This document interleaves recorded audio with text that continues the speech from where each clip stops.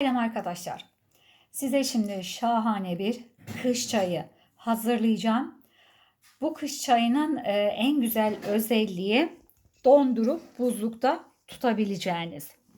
Kış çayımız için 2 tane portakal, yaklaşık şöyle portakala oranına bakabilirsiniz. Yaklaşık şu boyda taze zencefil kullanacağım. Zencefilimizi soydum. Portakallarımı da şimdi soyacağım. Evet arkadaşlar, ben size malzemelerden birini söylemeyi unuttum. Ve bir de limon kullanacağım. Portakalları, limonu, taze zencefili soydum. Şimdi bunları güzelce doğrayacağım ve mutfak robotunun haznesine atacağım. Gördüğünüz bıçak yardımı ile incelteceğim. Aşağı yukarı nasıl diyeyim? İyice çekeceğim yani. Çekilmişini de göstereceğim size. Evet arkadaşlar, gördüğünüz gibi portakallarımızı, limonlarımızı bu şekilde doğradım. Ne çok iri ne de çok ufak. Mesela bir portakalı 8'e böldüm. Limonlarda bir limonu bu şekilde böldüm gördüğünüz gibi. Ve limonun mümkün mertebe, limonun da portakalın da mümkün mertebe şu beyaz kısımlarını ve çekirdeklerini aldım. Çünkü çayımızın içine karışırsa çayımızı acı yapabilir. Şimdi bunların hepsine mutfak robotunun haznesine dolduracağım ve çekeceğim. Evet arkadaşlar, doğradığım limon ve portakalları mutfak robotumun haznesine doldurdum ve kerevizleri, soymuş olduğum taze kerevizleri de bu şekilde, özür dilerim, kereviz değil tabii ki, taze zencefilleri de bu şekilde doğradım. Eğer önce de yanlışlıkla kereviz dediysem şimdiden özür diliyorum. Videoyu epey ilerlettiğim için silemiyorum. O yüzden gerçekten özür diliyorum. Kereviz değil, zencefil. Taze zencefilleri bu şekilde doğradım. Bunları da portakal ve limonların içine katıyorum. Tekrar söylüyorum. Kış çayı, muhteşem bir kış çayı hazırlıyorum. Bu kış çayının özelliği buzlukta dondurabileceğiniz ve istediğiniz zaman çıkarıp direkt hiç çözdürmeden direkt kaynar suya atıp içebileceğiniz bir çay. Ve buna 2 portakal, 1 limon ve ilk başta gösterdim taze zencefil. O kadar da taze zencefil katıyorum. Taze zencefilin portakala oranla büyüklüğünü gösterdim. Oradan anlayacaksınız. Şimdi bunları çekiyorum. Mutfak robotunda çekiyorum. Arkadaşlar, yapacağımız çayımızın içine birkaç baharat da koyacağız. Onu hem daha sağlıklı hem daha lezzetli hale getirecek. Ben toz tarçın koyacaktım ama gördüğüm ki toz tarçınım kalmamış. Ben de hemen böyle çubuk tarçını bir tanesini bu şekilde küçülttüm ve şöyle bir kahve değirmenine koydum. Kahve değirmeninde çekeceğim. Evet arkadaşlar, çubuk tarçınımızı bu şekilde kahve değirmenimizde güzelce öğüttük. Şimdi bunu diğer karışımımıza, yani limon, portakal, zencefil karışımımıza ekleyeceğiz. Baharat olarak kurkuma, yani zerdeçal, pardon özür diliyorum.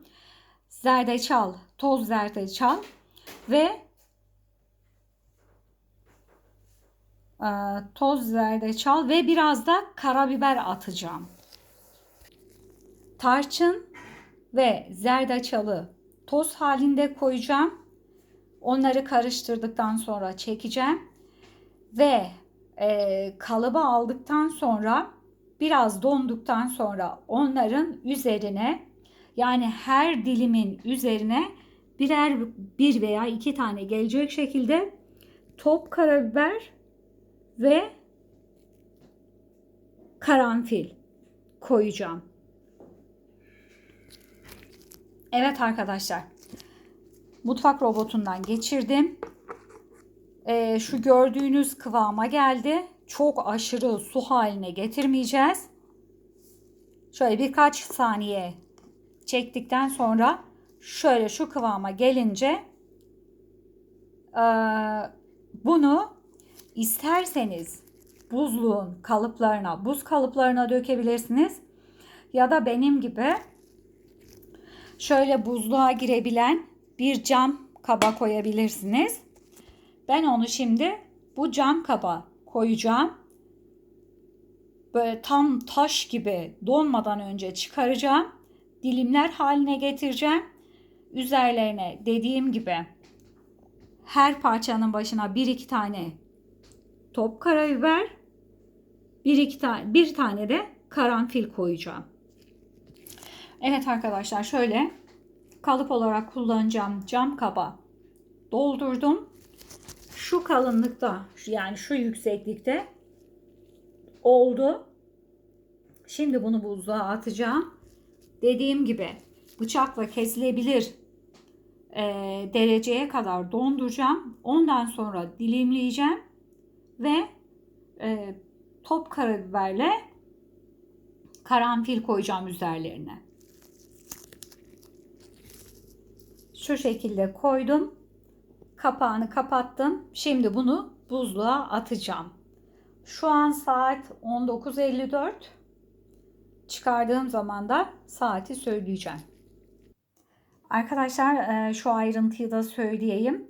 Buzluğa koyduğum cam kap buzluğa dayanabilen bir kap. O yüzden her camı buzluğa koyamazsınız. Eğer sizin de öyle bir şey varsa öyle bir şeye koyabilirsiniz. Yoksa buzluk torbasına koyabilirsiniz ya da buz kalıplarına dökebilirsiniz.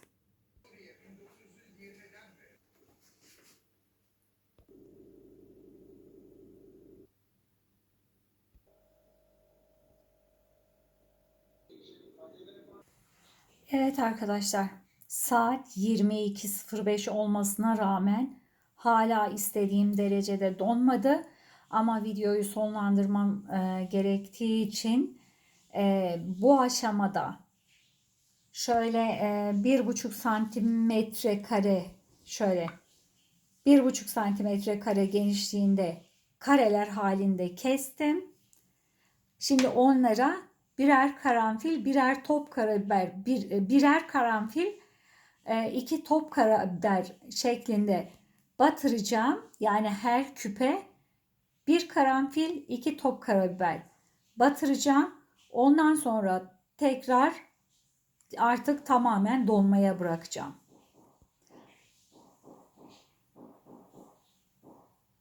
Ve şu an şeyi de söyleyeyim. Bugün 31 Aralık 2024. Yani birkaç saat sonra 2025'e gireceğiz Allah'ın izniyle. Rabbim bütün dünyaya, sevdiklerimize, ailelerimize ve bizlere hayırlı nice seneler nasip eylesin. Amin. Evet arkadaşlar, üzerine top karabiber ve karanfil serpiştirdikten sonra tekrar buzluğa atıp tamamen donmasını sağlayacağım. Tabii ki bunu eğer kalıplara dökecekseniz zaten bunlara kesmeye, dilimlemeye falan gerek yok. Direkt kalıpların üzerine yapacaksınız. Ama eğer benim gibi böyle buzluğa dayanıklı bir cama dökecekseniz bu şekilde yapabilirsiniz. Şöyle göstereyim. Yaklaşık 1,5 santimde kalınlığı var. Bunu nasıl yapacağız? Ondan sonra istediğimiz zaman çıkaracağız. Bir kalıp bardağımıza atacağız. Üzerine de kaynar su dökerek içeceğiz. Bunda zerdeçal, zencefil, karabiber, karanfil, ondan sonra tarçın, portakal ve limon bulunduğu için inanılmaz besleyici ve sağlıklı bir içecek oluyor. Yapacak olanlara afiyet olsun.